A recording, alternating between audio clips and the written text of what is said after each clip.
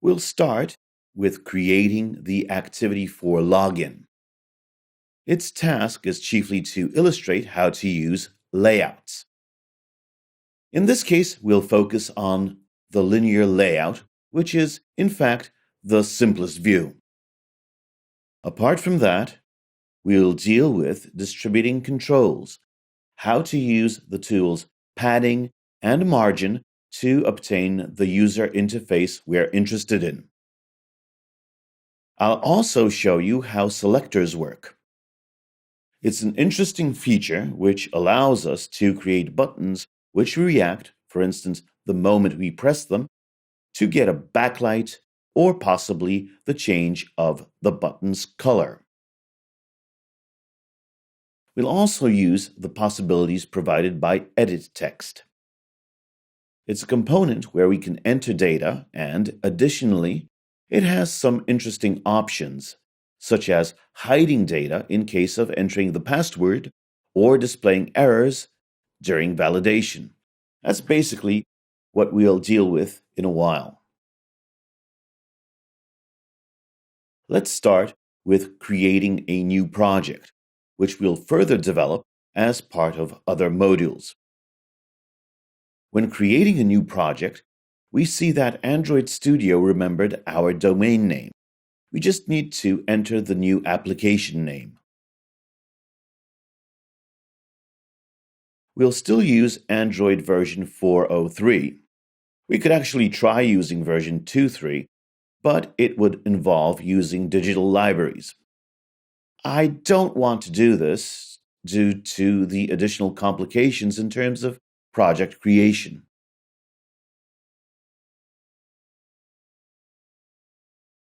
We choose an empty activity because we want to deal with what we're interested in entirely on our own. We'll call the activity Login Activity and change its title to Login.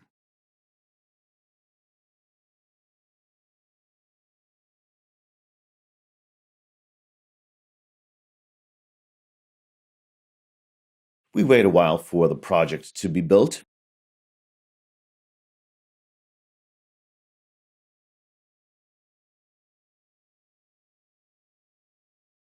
The result is we get a very similar view to the previous one. As I've already mentioned, we'll use the linear layout.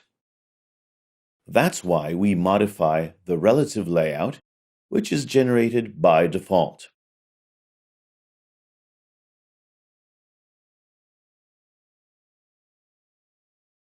In the beginning, we have a single generated text view. It doesn't fit to our project, so we remove it.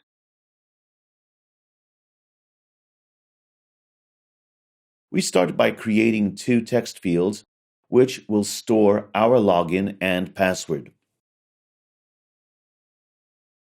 The text fields are edit text controls. As I've already mentioned, in this case, the first thing we have to set is the view height and the width of our layout. Here, we may specify the set value in pixels.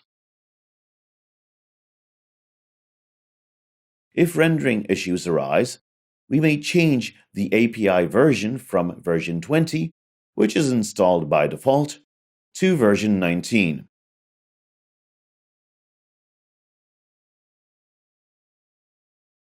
The issue with the text field is that if we set its size to 500 by 100 pixels in case of Nexus 4, it takes up over half of the screen. However, if we change the device to Nexus 7, which is larger, the field takes up less than half of the screen. That's why Google discourages us from using pixels to determine the size values. There is a far better solution, namely to use the DP or dip measure. It's a special value which is automatically scaled to the screen density. It means that regardless of which screen the control is displayed on, it will always take up more or less the same space. It's useful, particularly in case we use clickable buttons or elements. In such cases, we have to be sure that our elements will have the right size, which makes it easier to click them. The size recommended by Google is 48dp, which is the clickable size regardless of the device it is run on. Both the DIP and DP notations are correct and mean exactly the same. The DP unit is used more often because it is shorter. However, we most often use defined constants. In the earlier module, I showed you the wrap content constant.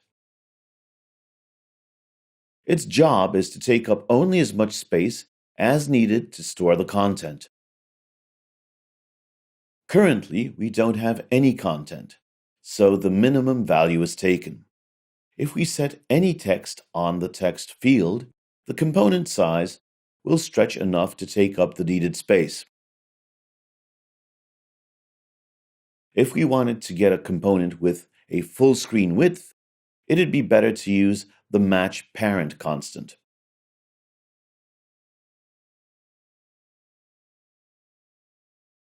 This value means that regardless of the contents, the given component always takes up as much as its parent allows. That is, the layout, which includes it. In our case, we have a linear layout, which has values set as match parent by match parent. That is, that it will take up the full screen. Due to this, our component will adjust to the full screen width. In the case of text fields, the width is often set as match parent and the height as wrap content. We already have the first edit text. Now we can add another one.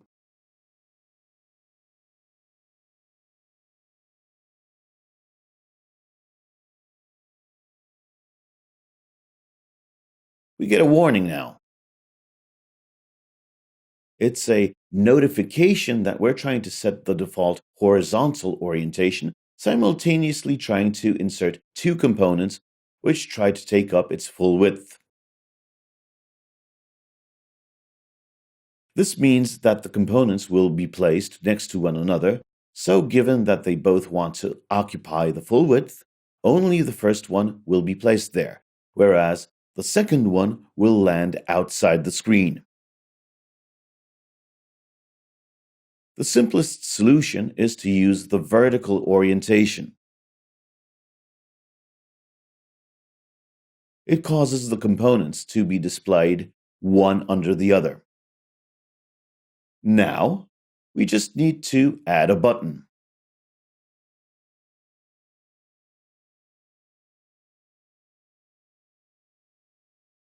Here, we'll also set the width to match parent and height to wrap content.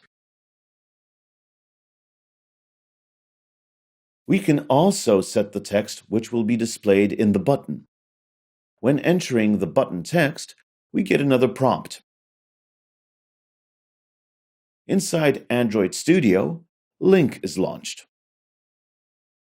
It's a tool supplied together with Android, which tries to analyze the code we write and find potential errors there. In our case, Link determined that we try to use ordinary text in a place where we could use a string. We get information that we should use a resource. As before, we can use the Alt-Enter shortcut to see the default solution to the problem. It is separating the text we want to insert to the resource and changing our text into a reference to a resource. It boils down to specifying the name under which our text will be hidden inside the resources.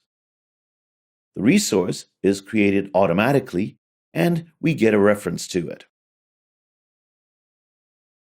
We can see our strings XML file, where we can find a new login field, which includes our translation.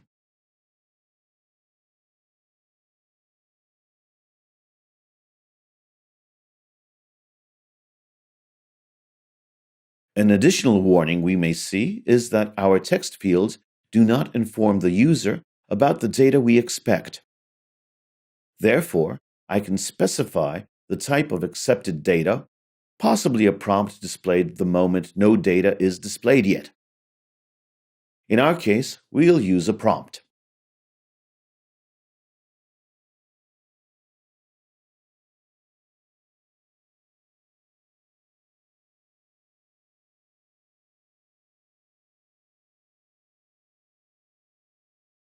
When entering the text, Link suggests that we're trying to use a text instead of resources.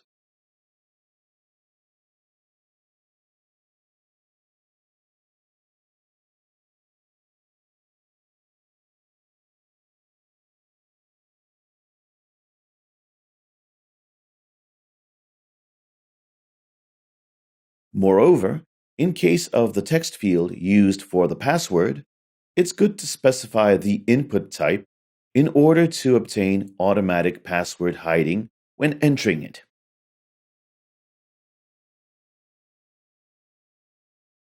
Setting input type to text password causes the entered text to be treated as a password, so it won't be displayed.